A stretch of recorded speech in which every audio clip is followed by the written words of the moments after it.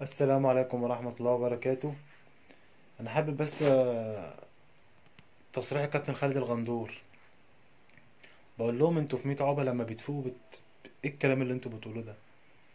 بتتصالحوا مع نفسكوا قوي، اقسم بالله بتتصالحوا مع نفسكوا قوي وبتبقوا حقانيين قوي. ايه ده؟ كان فين الكلام ده من زمان يا كابتن خالد؟ انا مش عارف الزملكاويه بيقولوا عليك ايه دلوقتي، دي تخاريف بقى ولا ايه؟ ولا انت تعبان ولا ايه؟ نسمع كده نشوف خالد الغندور قال ايه. ليه الواحد يبقى اهلاوي؟ ليه انت اهلاوي؟ هقول لك ليه انت اهلاوي. انت اهلاوي في اعتقادي. الاجابه سهله ومباشره. فمن الطبيعي ان يكون مشجع كره القدم المصري اهلاوي. فالاهلي الاكثر تتويجا بالدوري العام واكثر تتويجا بكاس مصر وتتويجا ببطوله السوبر المصريه والاكثر تتويجا بدوري ابطال افريقيا والسوبر الافريقيه واكثر انديه العالم يا جماعه مشاركه في كاس العالم للانديه. الاهلي يعني الفرحه المضمونه، يعني الاستمتاع بمشاهده كره القدم بدون توتر او خوف او عصبيه او ادعاء مظلوميه.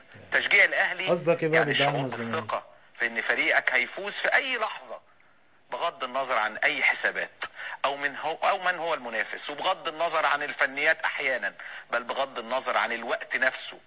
الوقت ما بيشغلش بال الاهلاوي. فالاهلي ملك اللحظات الاخيره. وشجع الاهلي الكيان وليس الافراد. الاهلي هو النجم ولا نجم فوق الاهلي مهما كانت نجوميته، واسالوا كتاب التاريخ.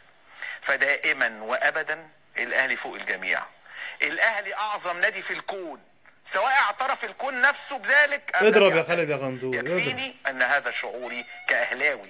اشجع الاهلي لا ليفوز بل لافوز انا. فالاهلي لا يعرف الا الفوز، واي شيء غير ذلك استثناء. الفوز ثم الفوز.